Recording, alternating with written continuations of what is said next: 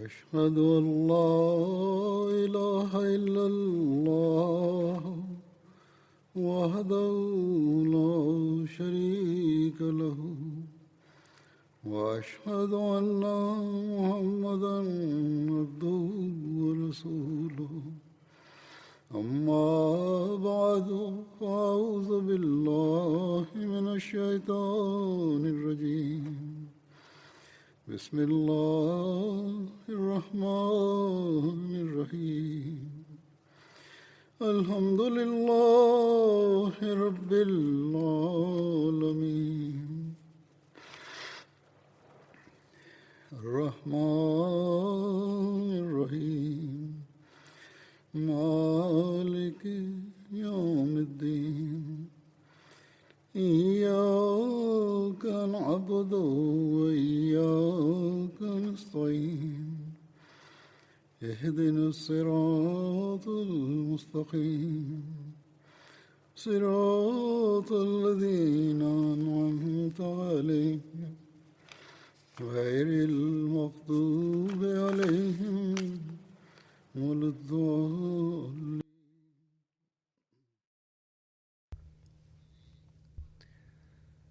After reciting the Tashahhud, Ta'awuz and Surah Al-Fatiha, Hazrat Khalifatul Masih V, Ayyadahullah Ta'ala binasrihi al-Aziz stated, I will continue narrating the accounts from the life of Hazrat Ali radiyallahu ta'ala anhu. With regards to the background to the martyrdom of Hazrat Ali, Hazrat Muslim Aud radiyallahu ta'ala anhu states, the matters had not yet completely settled when a party of the Khawarij, i.e. the rebels, suggested to put an end to this disorder by killing all the prominent figures.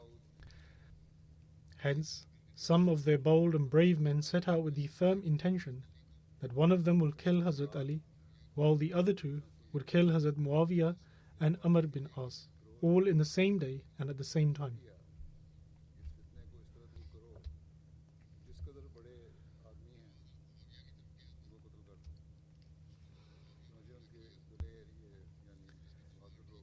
The individual who set off towards Hazrat Muawiyah managed to attack him, but since he did not land a clean strike with his sword, Hazrat Muawiyah sustained only a minor injury. This individual was caught and was subsequently killed. Similarly, the individual who set off to kill Amr bin As also failed in his attempt. And this is because Hazrat Amr bin As could not go to the mosque to lead the prayer owing to an illness. Instead, the person who came to lead the prayer on behalf of Hazrat Amr bin As radiyallahu ta'ala anhu was killed. And the perpetrator of this act was also caught and subsequently executed.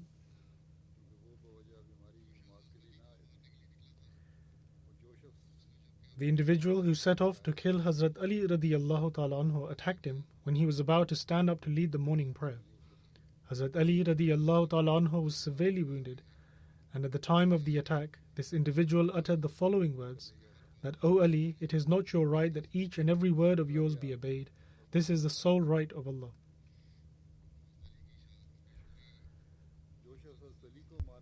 The Holy Prophet, peace and blessings of Allah be upon him, had foretold the martyrdom of Hazrat Ali radiyallahu ta'ala anhu. Hazrat Ubaidullah has narrated that the Holy Prophet, peace and blessings of Allah be upon him, said to Hazrat Ali, that, O Ali, are you aware of the most unfortunate individual from among those who came before us, and also from among those who will come later? Hazrat Ali radiyallahu ta'ala anhu submitted that Allah and His Messenger sallallahu alayhi wasallam know best.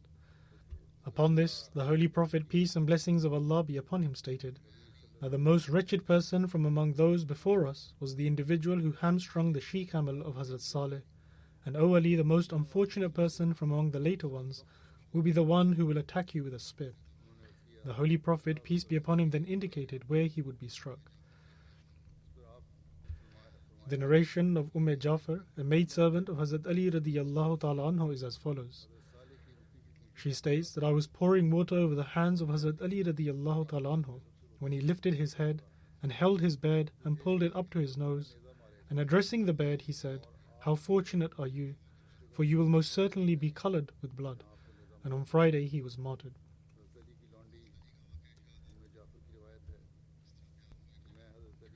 In one place, the incident of the martyrdom of Hazrat Ali radiallahu ta'ala anhu has been recorded in the following manner. Ibn Hanafiya relates that Hazrat Hassan and Hazrat Hussein radiallahu anhuma and I were sitting in a hammam when Ibn Muljam came to us. When he entered, Hazrat Hassan and Hazrat Hussein expressed their displeasure towards him and said, "How dare you approach us here in this manner?" Upon this, I advised them to ignore him and not engage with him, and said that by God, he is even more dangerous than what he intends to do to you.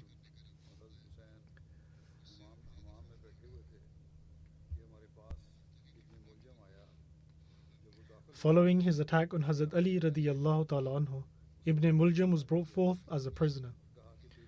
Upon seeing him, Ibn Hanafiya stated that I recognized his intentions very well the day he entered our hammam. Upon this, Hazrat Ali radiallahu ta'ala anhu stated that he is a prisoner and as such he should be well looked after and treated with respect. And if I remain alive, I will either execute him or forgive him. However, if I die, kill him as retribution for his crime. But do not transgress. Surely Allah loves not the transgressors.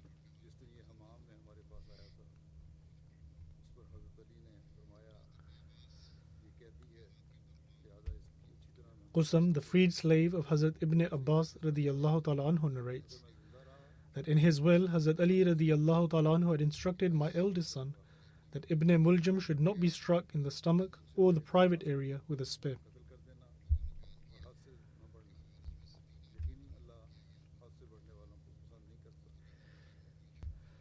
It is said that 3 people from among the Khawarij had been selected. Abdul Rahman bin Muljam Muradi, who was from the Himyar tribe and was part of the Murad tribe who were confederates of the Banu Jabala from the Kinda family, along with Burq bin Abdullah Tamimi and Amr bin Bukair Tamimi. The 3 of them met in Makkah and made a solemn oath that they would certainly kill Hazrat Ali bin Abi Talib, Hazrat Muawiyah bin Abi Sufyan, and Hazrat Amr bin As. As has already been mentioned earlier in the quote of Hazrat Muslim Maud radiyallahu ta'ala anhu, that there were 3 assailants, and these were their names. And their intention was to save the people from them.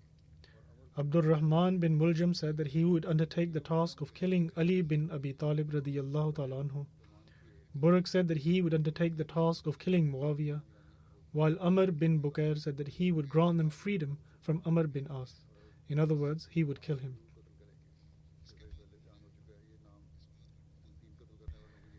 Thereafter, they made a solemn oath and assured one another that they would not back down from killing the person they had each mentioned, and they would not return until they had killed them, or they would give their own lives in this endeavor. In other words, that they would go and either kill those 3 people, or they would give their lives for this and will not return.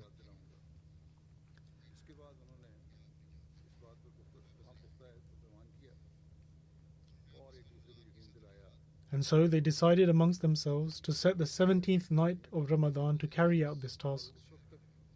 Thereafter, each of the 3 set out towards the city in which their targeted person lived. In other words, the person who they intended to kill.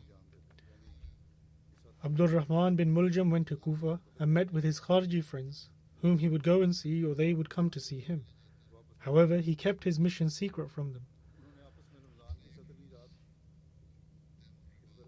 One day, he saw a group of people from the Taimur Ribab tribe, among whom was a woman named Qitam bint Shijna bin Adi. During the battle of Nahrawan, Hazrat Ali radiyallahu ta'ala anhu had killed her father and brother. Ibn Muljam became fond of that woman and sent her a proposal for marriage. To this she replied that she would not marry him unless he made a promise to her. Ibn Muljam said that he would do whatever she asked. And so she said that she wanted 3,000 dirhams and for Ali bin Abi Talib to be killed. She demanded for 3,000 dirhams and for Ali bin Abi Talib to be killed. Upon this, Ibn Muljam said, "By God, I have come to this city for this very purpose of killing Ali, and so I will certainly grant you that which you have asked for."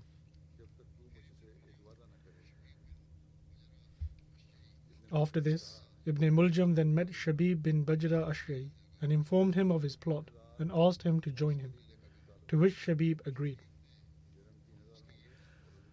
And so, on the night before the intended day of his mission to kill Hazrat Ali radiallahu ta'ala anhu, Abdul Rahman bin Muljam spent the night hidden in the mosque of Ashas bin Qais Qindi.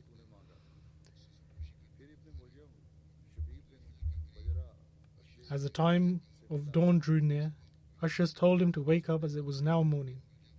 Abdul Rahman bin Muljam and Shabib bin Bajra stood up and stood by the gate from where Hazrat Ali radiallahu ta'ala anhu used to pass through. Hazrat Hassan bin Ali radiallahu ta'ala anhu narrates that he went and sat by Hazrat Ali radiallahu ta'ala anhu early in the morning. At that time, Hazrat Ali radiallahu ta'ala anhu stated that he had spent the night waking his family members for prayer and himself was overcome by sleep, and he saw the Holy Prophet, peace and blessings of Allah be upon him, in a dream.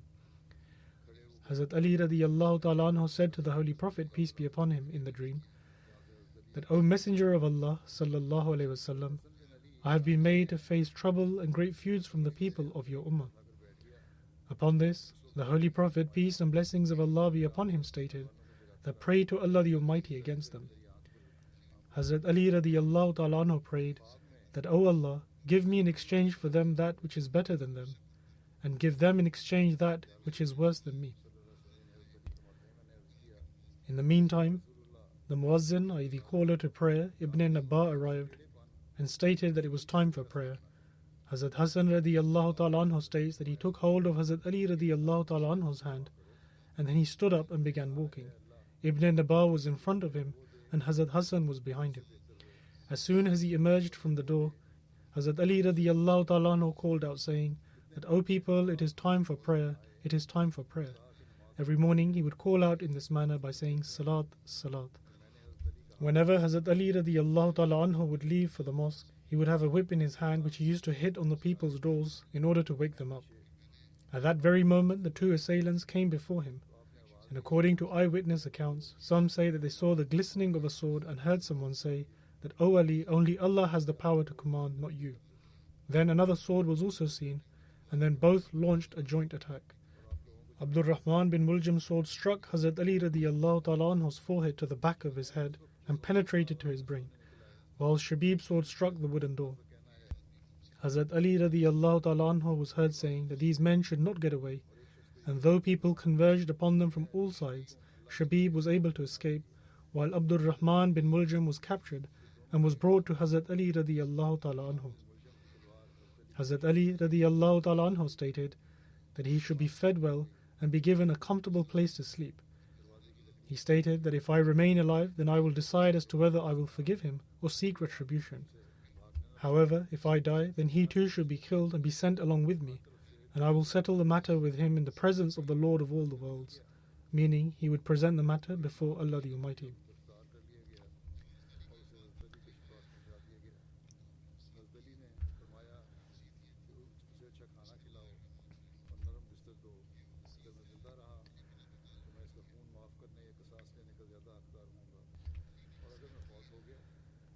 When the time of Hazrat Ali radiallahu ta'ala anhu's demise drew near, he made a will which read, Bismillahir Rahmanir Rahim.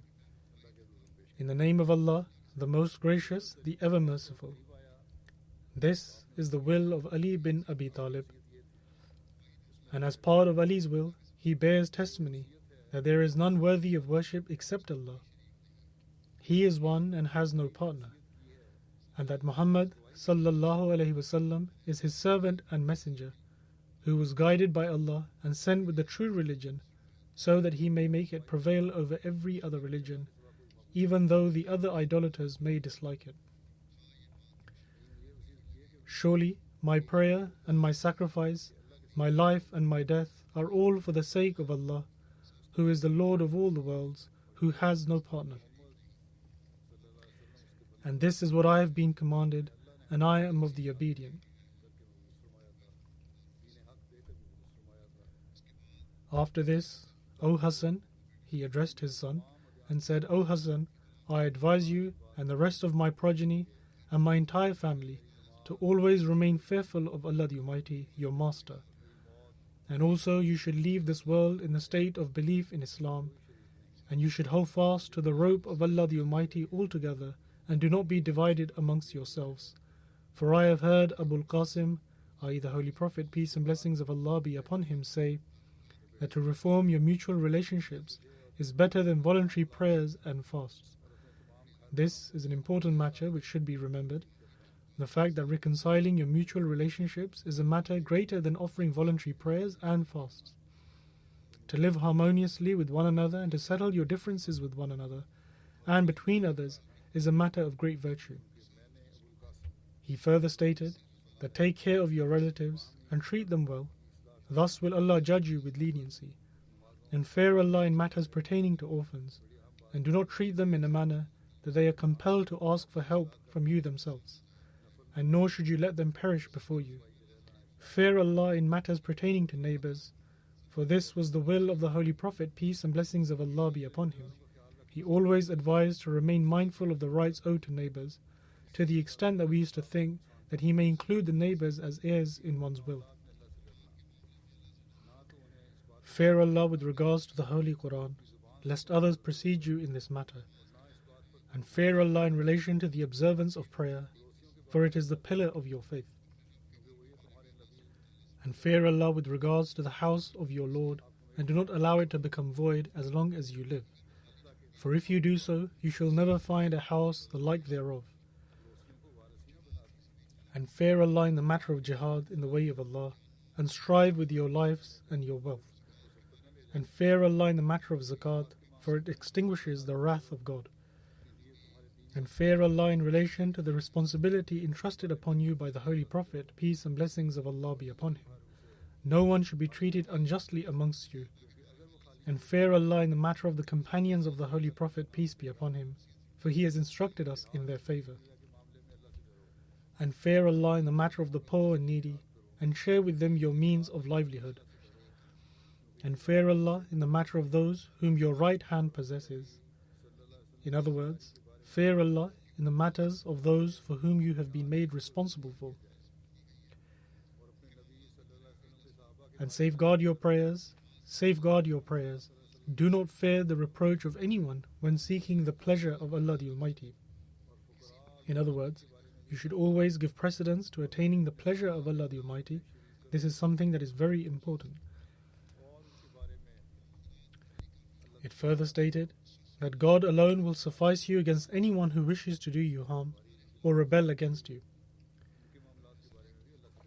And speak good to the people as you have been commanded by Allah the Almighty. Do not forsake the enjoining of good and forbidding of evil, otherwise the evil ones amongst you will become your rulers. This is a very important matter, to always adhere to enjoining good and forbidding evil. In other words, encouraging to do good and prohibiting from evil, otherwise the evil people among you will be in authority over you. For if that happens, then you will pray and your prayers will not be accepted, as is the condition of the Muslim countries nowadays.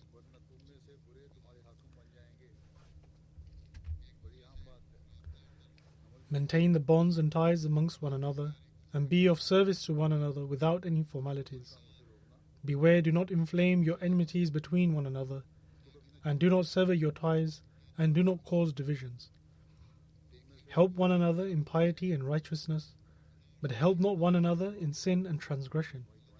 Fear Allah, surely Allah is severe in punishment. O honorable members of the Ahl Bayt, i.e. members of the Holy Prophet, peace and blessings of Allah be upon him's household, may Allah protect you and safeguard the Holy Prophet, peace be upon him, through you. In other words, through their pious examples, the legacy of the Holy Prophet, peace be upon him, continues to live on. I entrust you to Allah and invoke peace and mercy of Allah upon you.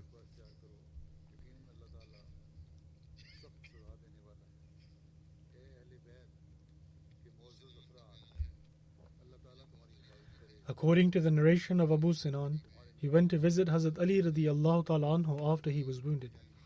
He states, I said, O Amirul Mu'mineen, I leader of the faithful, we are very concerned to see you in this wounded state. Hazrat Ali radiyallahu ta'ala anhu replied, that by God, I am not concerned at all, because the truthful messenger of Allah sallallahu alaihi wasallam informed me that I will sustain wounds in this particular place, and he then indicated to his temples. Hazrat Ali radiyallahu ta'ala anhu then stated, and the Holy Prophet peace be upon him also stated that blood will flow from here until your beard will be filled with its color, and the one who does this to you will be the worst and most wretched of people of this ummah, just as the one who hamstrung the she-camel was the most wretched of Samud's people. In one narration, Hazrat Ali stated with regards to the individual who fatally attacked him, i.e. Ibn Muljam, that sit him down, and if I pass away then kill him, but do not mutilate his body, but if I remain alive I myself shall decide whether to forgive him or punish him. In relation to this, Hazrat Muslim Maud radiyallahu ta'ala anhu states that it is mentioned in the books of history that a person wielding a dagger attacked Hazrat Ali, and he pierced his stomach, which was cut open. The assailant was then apprehended. Hazrat Muslim Maud has written that his stomach was cut open, but perhaps there was a head wound in addition to the stomach wound, or this may have been Hazrat Muslim Maud radiyallahu ta'ala anhu's opinion on the matter, or perhaps he said this as an expression. But in any case, the majority of the narrations state that he received a wound to the head. Hazrat Muslim Maud radiyallahu ta'ala anhu further states, the assailant was apprehended, and the companions asked how they should deal with him. Hazrat Ali called Hazrat Imam Hassan and ordered that if I die, then kill him as retribution for my death, but if I survive, then do not kill him. Amr Zimur narrates that Hazrat Ali radiyallahu ta'ala anhu suffered wounds caused by a sword. When I went to see him, he had his head tied up, and I asked him, O leader of the faithful, show me your wound. Hazrat Ali radiyallahu ta'ala anhu removed the cloth from the wound, to which I said that it is only a minor injury and nothing more. Hazrat Ali radiyallahu ta'ala anhu stated that I am soon to depart from you all. Upon hearing this, Kulthum, Hazrat Ali radiyallahu ta'ala anhu's daughter, who was behind a screen, began to cry. Hazrat Ali told her to stop and said that if you saw what I am witnessing before me, you would not cry. I submitted, O leader of the faithful, what are you seeing before you? Hazrat Ali radiyallahu ta'ala anhu replied that I see before me delegations of angels and prophets, and also the Holy Prophet peace be upon him, who is saying, in other words, this was in the form of a vision in which he saw angels and prophets, and the Holy Prophet peace be upon him was saying, O Ali, rejoice, for the place where you are going to is better than the place where you currently are.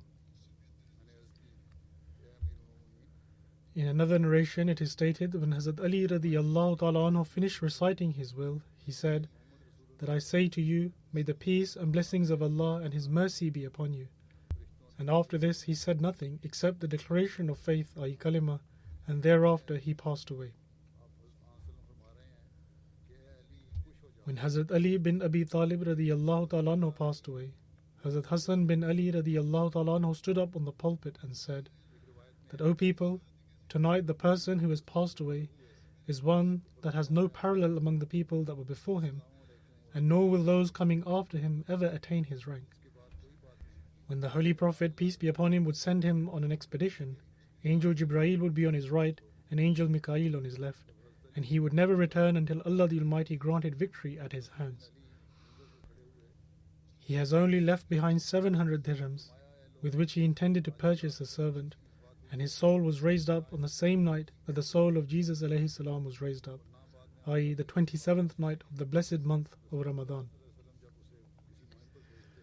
In another narration it states that Hazrat Ali radiyallahu ta'ala anhu passed away on the 17th night of Ramadan in 40 Hijri. His martyrdom took place in 40 Hijri, and Hazrat Ali radiyallahu ta'ala anhu's khilafat lasted for 4 years and 8.5 months. Hazrat Muslim Maud radiyallahu ta'ala anhu has mentioned this incident as follows. In the third volume of At-Tabqat by Ibn Sa'd, there is a narration by Hazrat Imam Hassan radiyallahu ta'ala anhu regarding the events surrounding the martyrdom of Hazrat Ali. May Allah be pleased with him. He stated, O people, tonight the person who has passed away was such that the level of some of his deeds were unattainable by the people of the past, and nor can those that come in the future attain them. When the Holy Prophet, peace be upon him, would send him on an expedition, Angel Jibreel would be on his right and Angel Mikael on his left, and he would never return from any expedition without having gained victory first. In other words, he would never return from any expedition without having gained victory, and he has only left behind 700 dirhams, with which he intended to purchase a servant. And his soul was raised up on the same night the soul of Jesus, son of Mary alayhi salam, was raised up towards the heavens. In other words, the 27th night of Ramadan. Hazrat Ali radiyallahu ta'ala anhu's body was washed by his two sons, and also Hazrat Abdullah bin Jafar radiyallahu ta'ala anhu. Hazrat Ali's son, Hazrat Hassan radiyallahu ta'ala anhu, led the funeral prayer and recited 4 takbirat, i.e. proclaiming Allah is the greatest. Hazrat Ali was wrapped in 3 sheets, which did not include his shirt. He was buried before dawn, and it is said that Hazrat Ali had some sacred musk, which was left over from the musk that was applied to the blessed body of the Holy Prophet, peace be upon him. Hazrat Ali had stated as part of his will that for that musk to be used on his body. There is a difference of opinion with regards to Hazrat Ali's age at the time of his demise. Some narrations state that he was 57 years old at the time of his demise, whilst others state that he was 58, and according to some he was 65, whilst others say he was 73, but the majority of the sources record the narration of 73 to be the most correct. The question about the location of Hazrat Ali's grave is often asked. Differing narrations are found in the books of history, which are as follows. It is said that Hazrat Ali was buried in Kufa and the location was kept secret. It is also said that Hazrat Ali was buried in the central mosque in Kufa, and that Hazrat Imam Hassan and Imam Hussein took the body of Hazrat Ali to Medina and buried him in Jannatul Baqi next to Hazrat Fatima. According to another narration, when Hazrat Imam Hassan and Hussein placed Hazrat Ali's body in a casket and loaded it onto a camel, the camel went missing. The camel was then captured by the Thair tribe, and they thought that it contained some provisions. However, when they opened it, they found a body but were unable to identify it. They then buried the casket with the body inside, and nobody knows where Hazrat Ali radiyallahu ta'ala anhu's grave is now. Then, in another narration, it is stated that Hazrat Hassan buried Hazrat Ali in Kufa, in the quarters belonging to one of the family members of Jada bin Khubaira, and it is said that Jada was Hazrat Ali's maternal grandson. Imam Jafar Sadiq narrates that Hazrat Ali radiyallahu ta'ala anhu's funeral prayer was offered in the night, and he was buried in Kufa. The locations of his grave was undisclosed, but it was near to the Qasr-e Imarat.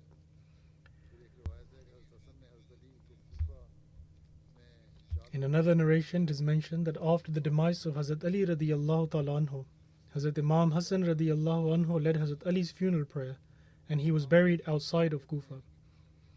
His grave was undisclosed, lest the Khawarij etc. dishonor it.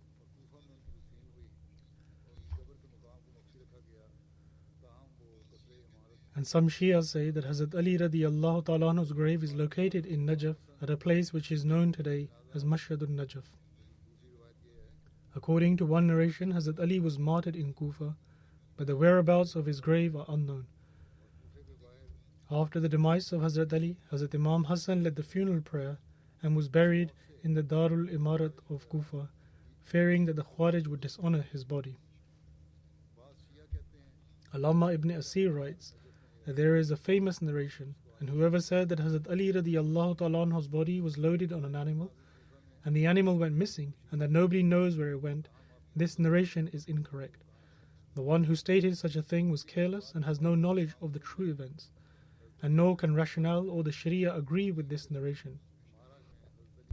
And the majority of the ignorant Rafavis hold the belief that Hazrat Ali radiyallahu ta'ala anhu's grave is located in Mashhadun Najaf. However, there is no proof or evidence to support this. In fact, on the contrary, it is believed that this is the grave of Mughira bin Shu'bah.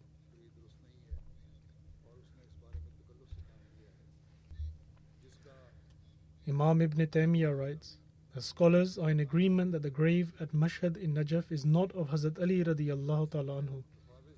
In fact, that is the grave of Hazrat Mughira bin Shu'bah. And despite being in government in Kufa and more than 300 years passing, the Ahl Bayt, i.e. the family of the Holy Prophet, peace be upon him, the Shias and other Muslims never claimed that this was the grave of Hazrat Ali radiyallahu ta'ala anhu. 300 years after the martyrdom of Hazrat Ali, the site became known as Mashhad Ali. Therefore, the narrations which state that this is the grave of Hazrat Ali radiyallahu ta'ala anhu are completely incorrect. And after stating the different narrations that have been mentioned above regarding the grave of Hazrat Ali radiyallahu ta'ala anhu, Allama Ibn Jawzi writes in his book of history that Allah knows best which narration is most correct and authentic. With regards to Hazrat Ali radiallahu ta'ala anhu's marriages and progeny, it is mentioned that he married a total of 8 times during different periods.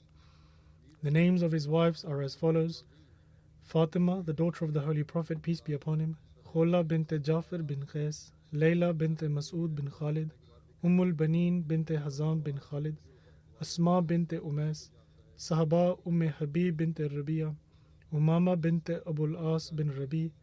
She was the granddaughter of the Holy Prophet, peace be upon him, from his daughter Hazrat Zainab, and also Sa'id bint Urwa bin Mas'ud Thaqfi. Allah the Almighty granted Hazrat Ali many children who number more than 30, 14 boys and 19 girls. Hazrat Ali radiallahu ta'ala anhu's progeny continued through Hazrat Hassan, Hazrat Hussein, and Muhammad bin Hanafiya, Abbas bin Kilabiya, and Amr bin Taghlabiya.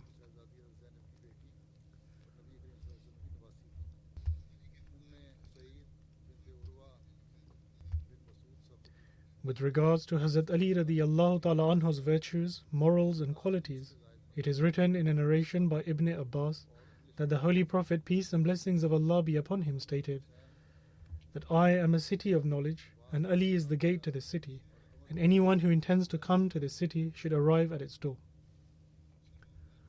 With regards to this, Hazrat Muslim Maud radiallahu ta'ala anhu states that Hazrat Ali radiallahu ta'ala anhu once stated that the bravest and most courageous among the companions was Hazrat Abu Bakr radiallahu ta'ala anhu. He further stated that during the Battle of Badr, when a separate canopy was erected for the Holy Prophet, peace be upon him, at the time the question arose as to who should be assigned to protect the Holy Prophet, peace be upon him. Upon this, Hazrat Abu Bakr radiallahu ta'ala anhu stood with an unsheathed sword, and with utmost bravery he organized for safeguarding the Holy Prophet, peace and blessings of Allah be upon him. Similarly, it is mentioned in the Ahadith that on one occasion the Holy Prophet, peace be upon him, stated that I am the city of knowledge and Ali is the gate to this city. The Holy Prophet, peace be upon him, declared Hazrat Ali to be one of the scholars, but during the Battle of Khaybar, at the most delicate of times, the Holy Prophet, peace be upon him, gave the Islamic flag to Hazrat Ali radiallahu ta'ala anhu. From this it is proven that during the time of the Holy Prophet, peace be upon him, the scholars did not show cowardice. In fact, they were the bravest of all. Hazrat Muslim Maud radiallahu ta'ala anhu was mentioning in regards to the bravery of the scholars and mentioned this incident in relation to that. Hazrat Ali radiallahu ta'ala anhu states that there was a time when I would have to tie a rock to my stomach due to excessive hunger. But today my sadaqah, zakat, amounts to 4,000 dinars, and in one narration it was mentioned as 40,000 dinars. Abu Bahr narrates an incident from his teacher. He said that I saw Hazrat Ali radiallahu ta'ala anhu wearing a thick lower garment. Hazrat Ali said that he had bought it for 5 dirhams and that he would sell it to anyone who would give him 1 dirham profit on it. The narrator further states that I saw a small pouch with money in the hands of Hazrat Ali, and Hazrat Ali stated that this is the revenue from my property in Yambo. Yambo is situated at a distance of 7 manzils, a unit of distance equal to a day's travel from Medina towards the coast. The words Allahul Maliku, i.e. Allah is the true sovereign, was engraved on the ring of Hazrat Ali radiallahu ta'ala anhu. Jumair bin Umair states that I went to Hazrat Aisha radiallahu ta'ala anha with my aunt, who asked her that who was the most beloved to the Holy Prophet, peace and blessings of Allah be upon him, to which she replied, Fatima. She then asked, and who was it from among the men? And Hazrat Aisha replied that her husband, Hazrat Ali. Hazrat Salba bin Abi Malik relates that Hazrat Sa'd bin Ubadah would be the flag bearer for the Holy Prophet, peace be upon him, at the occasion of every battle. However, when the actual battle would commence, Hazrat Ali would take hold of the flag. A member of the Thaqif tribe narrated that Hazrat Ali appointed him as the governor of Sabur. Sabur is an area in Iran and situated approximately 100 miles from the city of Shiraz. Hazrat Ali radiallahu ta'ala anhu instructed him that he should not punish anyone even over 1 dirham of tax, and nor go after their wealth or their clothes, whether it be the season of summer or winter. In other words, the tax should not be sought in a manner that they become deprived of even their clothing. And he also admonished that he should not take any animal from them in tax which they used for their work, and that no one should be made to endure trouble if they paid less tax by even a dirham. In other words, he was not to cause the people to endure any kind of hardship or trouble in the collection of the tax or the jizya. Upon this, he submitted, O Amir al-Mu'mineen, I leader of the faithful, in that case I shall return to you in the same state as I am leaving, for I will not be able to collect anything. Hazrat Ali radiyallahu ta'ala anhu replied that indeed, even if it means that you return empty-handed, because I have been commanded that we are only to take the tax or the jizya from the surplus wealth of people. Hazrat Ibn Abbas radiyallahu ta'ala anhu relates that the Holy Prophet, peace be upon him, stated to Hazrat Ali that you are my brother and companion. Ali bin Rabi'a narrates that he was in the company of Hazrat Ali when an animal was brought before him so that he could mount upon it. When he was about to place his foot in the stirrup, he recited Bismillah 3 times, i.e. in the name of Allah. And when he sat upon it, he recited Alhamdulillah, i.e. all praise belongs to Allah. And then recited Subhanallazi sakhara lana haza wa ma kunna lahu muqrinina wa inna ila rabbina lamunqalibun. Meaning, holy is he who has placed this under our control, whilst we did not have the strength to do so, and indeed we shall return to our Lord. He then recited, all praise belongs to Allah, and Allah is the greatest 3 times. And he then recited the following prayer, Subhanaka inni qad zalamtu nafsi, faghfirli fa innahu la yaghfiru zunuba illa anta. Meaning, holy is thou, surely I have wronged my soul, thus forgive me, for there is none to forgive besides thee. Thereafter, Hazrat Ali radiyallahu ta'ala anhu smiled. The narrator of the tradition states that he submitted, O leader of the faithful, what made you smile? Upon this, Hazrat Ali stated that I saw the Holy Prophet, peace be upon him, do exactly like I just did, and I also inquired of the Messenger of Allah sallallahu alaihi wasallam as to why he smiled, and he replied that indeed your Lord is most pleased by his servant when he says, O my Lord, forgive me my sins, for there is none to forgive besides you. This is what caused the Holy Prophet, peace and blessings of Allah be upon him, to smile.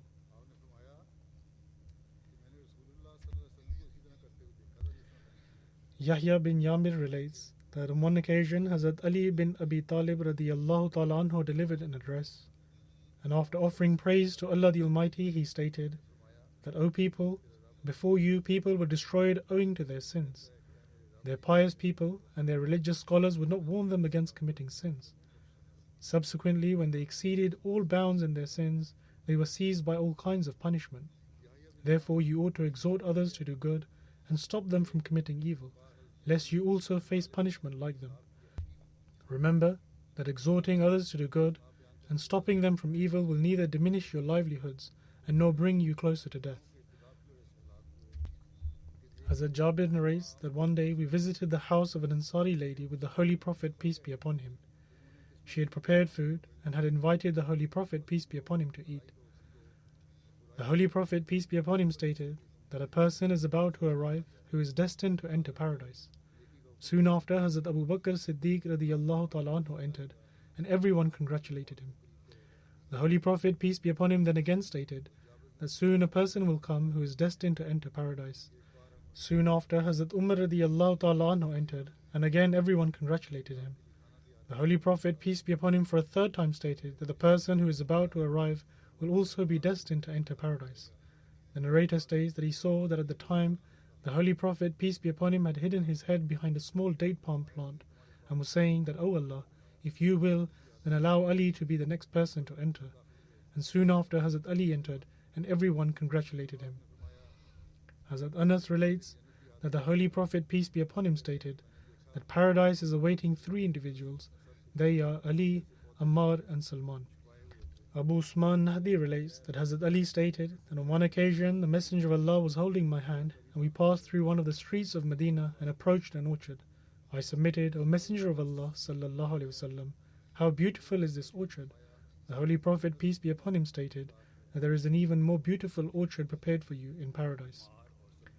Hazrat Ammar bin Yasir relates that he heard the Holy Prophet, peace be upon him, say to Hazrat Ali that, O Ali, Allah the Almighty has endowed you with a quality which no other person has been granted the like of, and that is aversion from worldly material.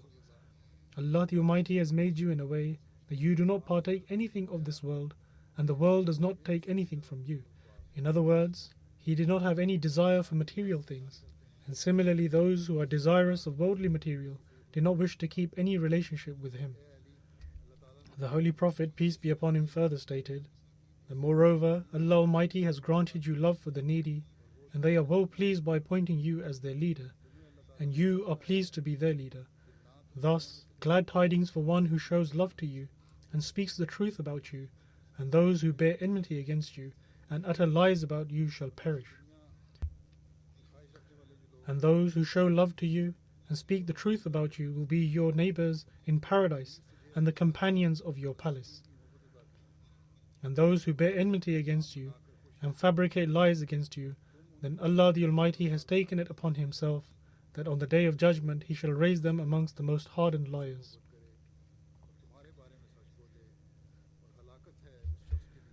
Hazrat Muslim Maud radiyallahu ta'ala anhu states that the Holy Prophet, peace be upon him, stated that Hazrat Ali and Hazrat Fatima will be in the same station in paradise as me.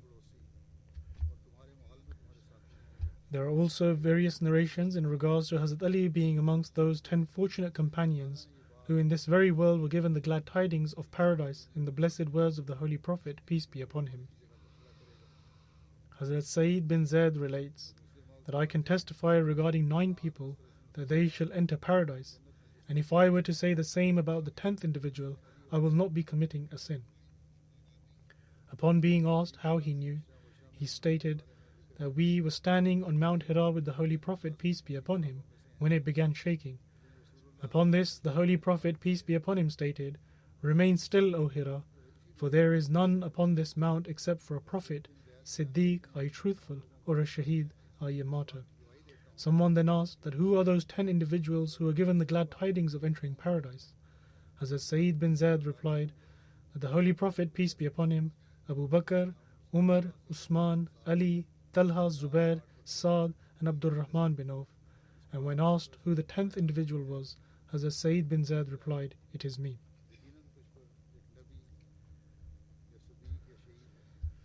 The next account which I shall narrate has been mentioned by the promised Messiah ﷺ and has been quoted previously as well. However, it is regarding Hazrat Ali radiyallahu ta'ala anhu's self-control and being free of any egotism. Therefore I shall mention it once again. The promised Messiah ﷺ states, Hazrat Ali radiyallahu ta'ala anhu was once fighting against an enemy, and he was doing so purely for the sake of Allah. At one point, Hazrat Ali felled the opponent and was kneeling over his chest when he suddenly spat in Hazrat Ali's face. Hazrat Ali immediately stood off his chest and let him go. And he said that the reason for this was that till now I was fighting against you for the sake of God, but now that you have spat in my face, therefore there is a personal incentive now. Therefore, I do not wish to kill you for any personal reason. And so it is evidently clear that Hazrat Ali did not consider anyone with whom he had personal enmity as his enemy.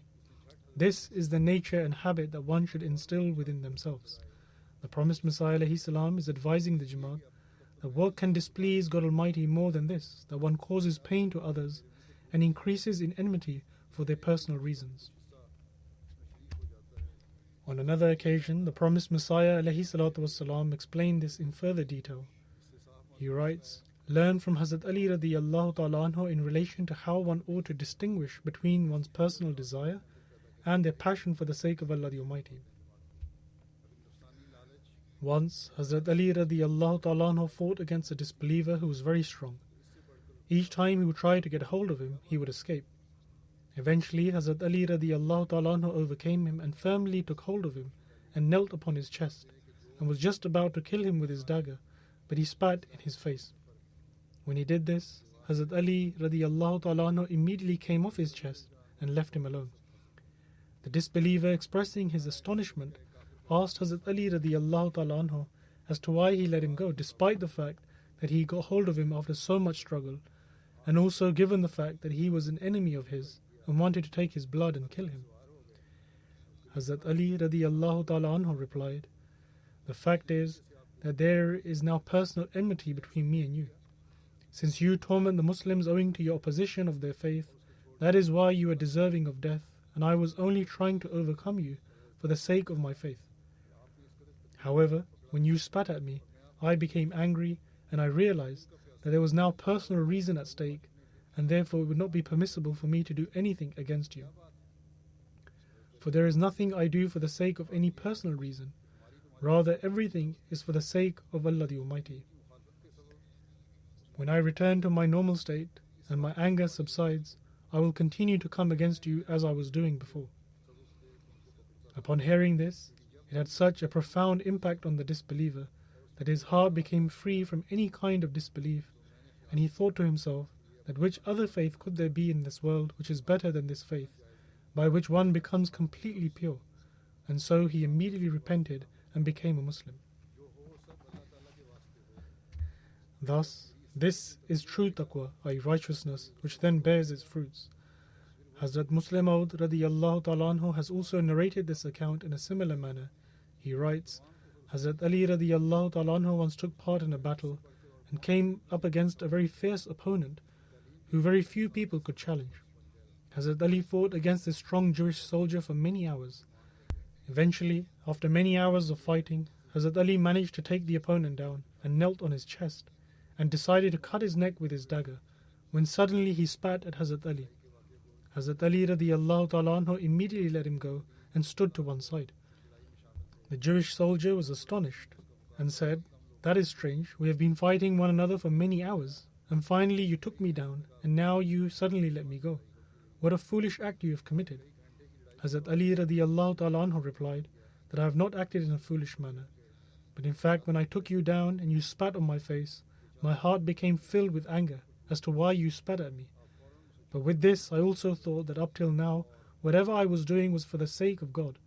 But now if I continue to fight against you, then I shall be killing you due to my personal anger. Hazrat Ali radiyallahu ta'ala anhu then further stated that this could be owing to my personal anger rather than for the sake of attaining the pleasure of God. Therefore, I deemed it appropriate that I would let you go, and when my anger subsides, I will continue to fight against you. I will continue to narrate the accounts in the future sermon, inshallah.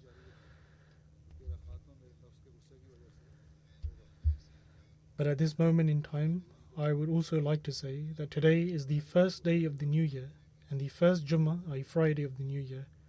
Pray that may this year be a blessed one for the Jamaat, the entire world, and the whole of mankind.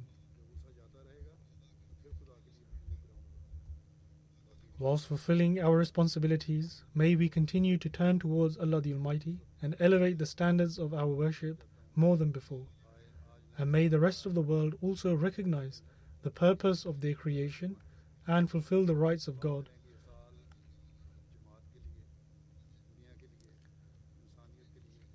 And instead of usurping the rights of one another, they in fact fulfill the rights of one another whilst adhering to the commandments of Allah the Almighty. Otherwise, Allah the Almighty has His own unique way by which He draws the attention of the people of the world towards fulfilling their rights. If only we and the rest of the world understand this fundamental principle and in turn reform our lives in this world and the hereafter. For the past year, we have been enduring a very dangerous pandemic, and there is not a single country which is safe from this. In some places it is more widespread, whilst less severe in others.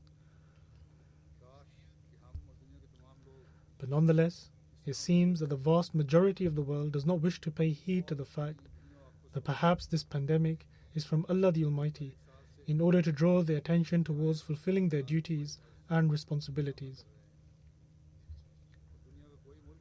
They simply do not want to consider the fact that perhaps Allah the Almighty is drawing their attention through this, and no one is pondering over this in this regard.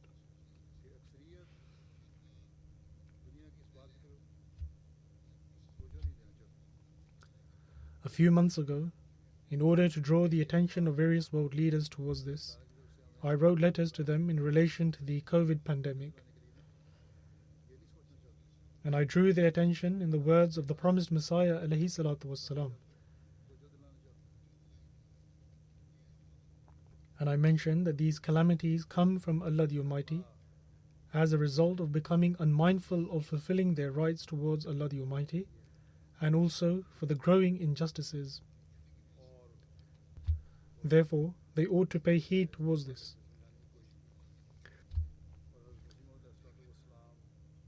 Some of these world leaders also replied, but their responses were in light of only worldly aspects, and although they agreed to what was said, but they failed to acknowledge the aspect of God and faith, which was a significant part of those letters.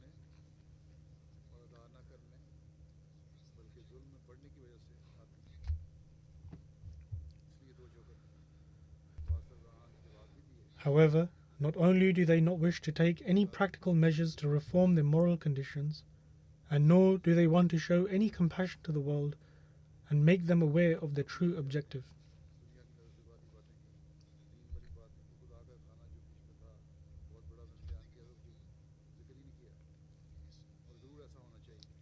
Despite the fact that everyone knows that the after effects of this pandemic will be extremely grave, this is something which is known by every world leader, every intelligent person and every analyst. But despite this, they fail to pay heed towards the real solution, and they remain focused on their worldly attempts.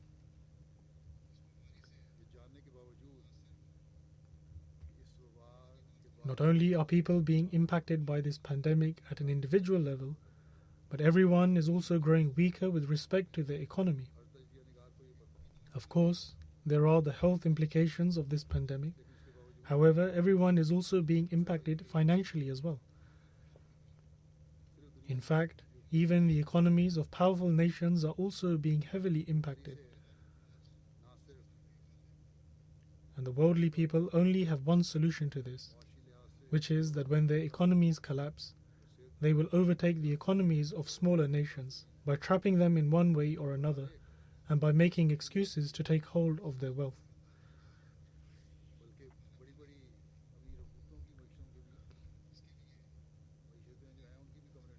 There will be blocks created for this purpose.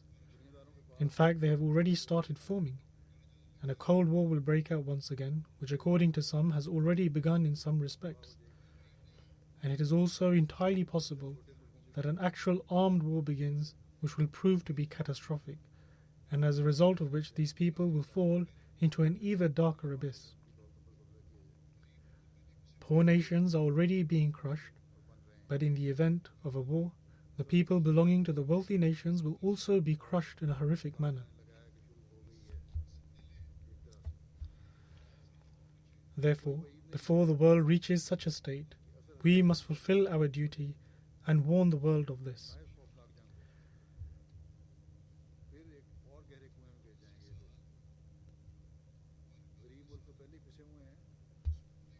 It is only when we fulfill our duty in this regard, i.e. to make the world aware of this, that we can then truly congratulate one another for the new year.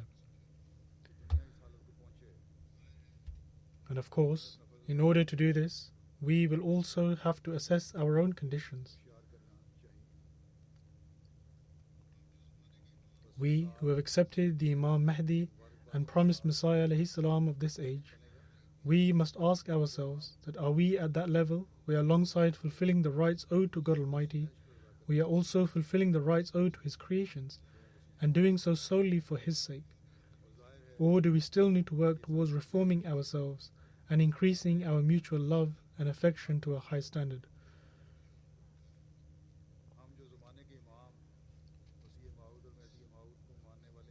Therefore, every Ahmadi should reflect upon the fact that they have been tasked with a great responsibility.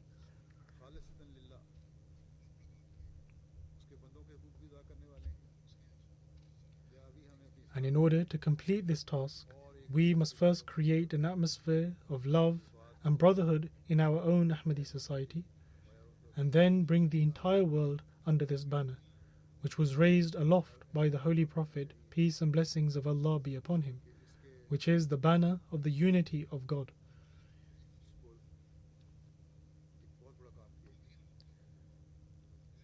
It is only then that we will be successful in fulfilling the purpose of our Bai'at, i.e. pledge of allegiance, and it is only then that we can truly do justice to our Bai'at.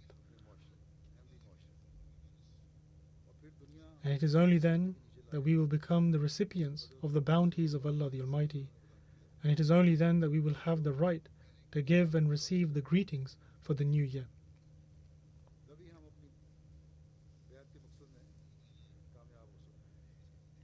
May Allah the Almighty enable us to do this, and by understanding their responsibilities, may every Ahmadi man, woman, youth, child or elderly pledge that they will use all of their faculties and abilities to bring about a revolutionary transformation in the world this year.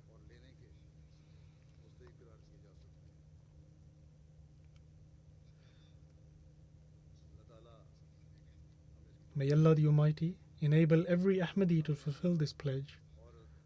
Recently, I have been reminding everyone to pray for the Ahmadis in Pakistan and Algeria, so remember them in your prayers.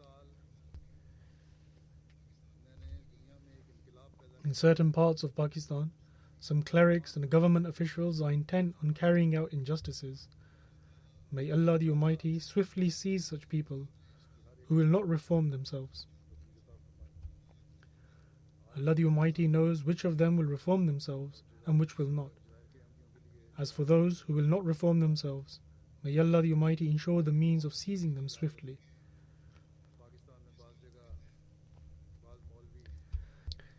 They are carrying out atrocities under the blasphemy laws, and they are even seeking to cause hindrances in all the different ways with which we perform tarbiyat, i.e. impart moral training of our own members.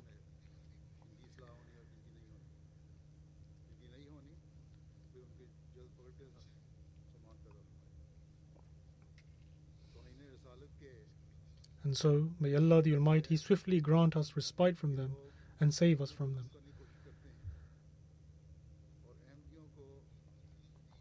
In actuality, it is these people who tarnish the pristine name of the mercy for mankind, i.e. the Holy Prophet, peace and blessings of Allah be upon him.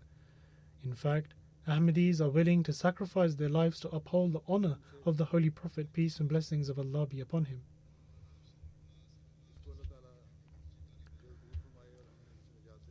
Today, those who are making the greatest effort and the true efforts in bringing the world under the banner of the Holy Prophet, peace and blessings of Allah be upon him, are Ahmadis. Indeed, it can be said that if anyone is carrying out this task, it is none other than the Ahmadis. Therefore, these worldly people may commit injustices against us with their mere worldly authority and wealth. But bear in mind that we believe in that God, who is an excellent protector and an excellent helper.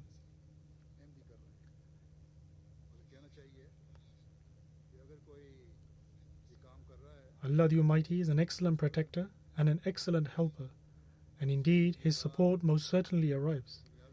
And in that moment, when the help and support of Allah the Almighty arrives, then not a single sign remains of such worldly people and those who deem themselves to be powerful and influential.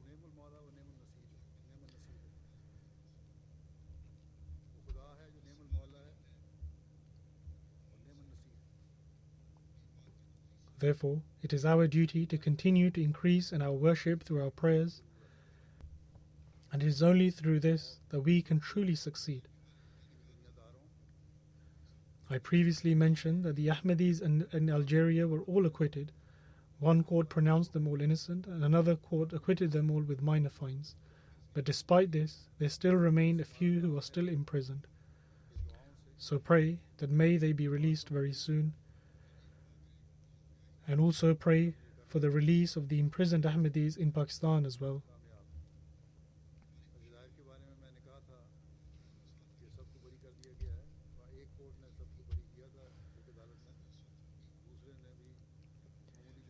Our joy and our happiness, be they at the beginning of a new year or during Eid, will only truly manifest when we raise the banner of the unity of God, i.e. Tawheed, in every corner of the world, which was brought by the Holy Prophet, peace and blessings of Allah be upon him.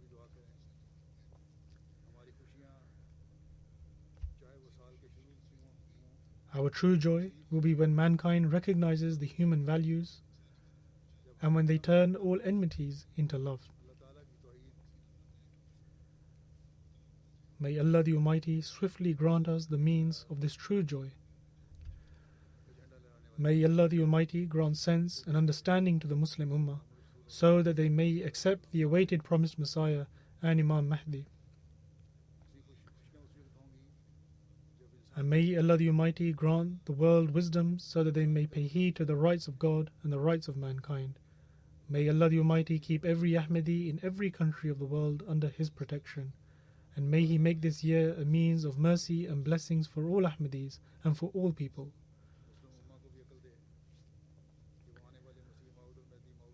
And may Allah the Almighty protect us from our flaws and shortcomings in the previous years, which incurred the wrath of God Almighty, or which deprived us of certain bounties. And may Allah the Almighty enable us to become the recipients of His blessings and bounties, and make us true believers. May Allah the Almighty enable us to partake of these prayers.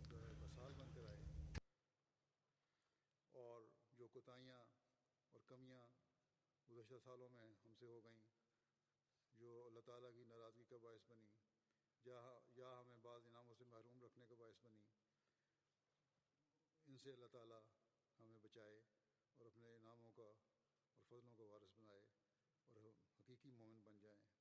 अल्लाह ताला हमें इन दुआओं की भी तौफीक अता फरमाए।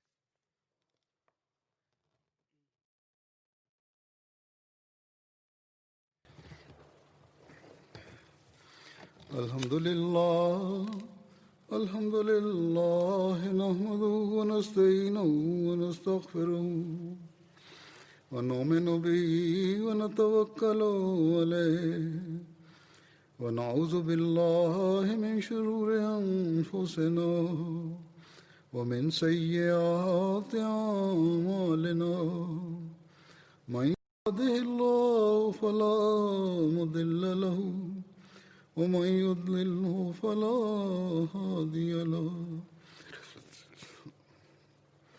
ونشهد أن لا إله إلا الله ونشهد أن محمدا عبده ورسوله عباد الله رحمكم الله إن الله يأمر بالعدل والإحسان وإيتاء ذي القربى وينهى عن الفحشاء والمنكر والبغي يعظكم لعلكم تذكرون اذكروا الله يذكركم وادعوه يستجب لكم ولذكر الله أكبر